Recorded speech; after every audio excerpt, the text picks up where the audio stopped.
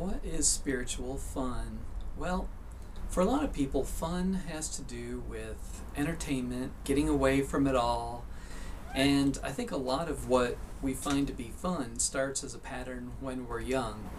I think that sitting in schools at a desk is a very rigid behavior that goes against our natural instincts, but we know we have to do it, so we succumb.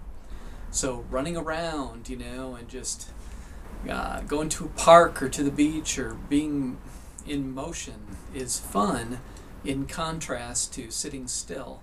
And that pattern can continue if we have a job that we don't like, which is why I think it's crucial to continue to try to create work that feels enjoyable no matter where we're at right now. And I think that being an entrepreneur is very liberating because your destiny is in your own fate, and you can is in your own hands, and you can take control of your fate by just following signs and liberating yourself.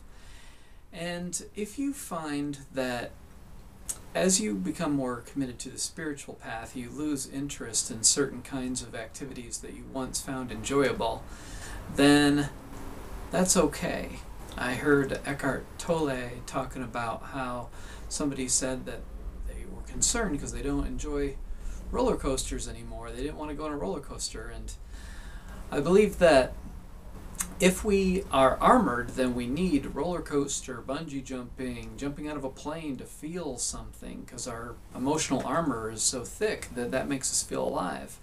But as you become more spiritually focused, you become sensitized, and everything becomes more magnified, because even though that's painful sometimes to have everything magnified, it helps you to become more aware and more conscious, which helps you to become your true self. So you don't need as much external stimulus and motion and activity to have fun. It could be more peaceful activities such as gardening or reading, and more calm kind of things feel enjoyable, whereas before maybe you needed to be skiing or snowmobiling or going on an ATV to feel excitement. And you could be overstimulated by things that were once interesting to you as you become more sensitive on your spiritual journey.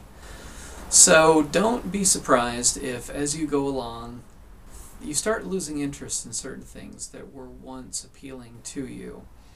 It's a natural process, I believe, because if you're feeling more and more and you're perceiving more and more, then simple things can be very full and give you the amount of enjoyment that you need.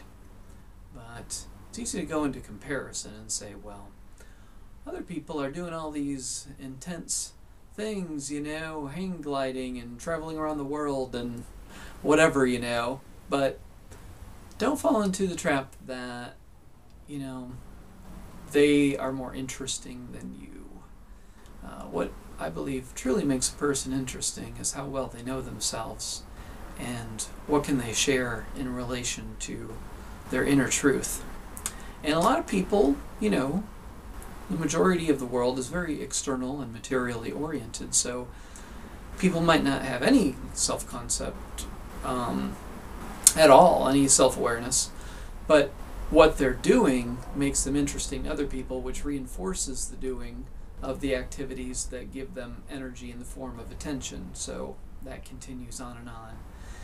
And ultimately we have to break away from that kind of external reinforcement and realize that it might be our tendency to be fueled by attention, but we really have to be fueled by our inner source and pay attention to our inner guidance in terms of how we want to be spending our time. So if you are still drawn towards a lot of doing and you want to go to amusement parks and so forth, then do it. Keep doing the things that have a charge as long as they have a charge.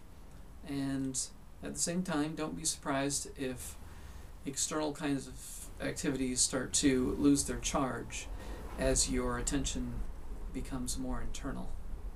Thanks.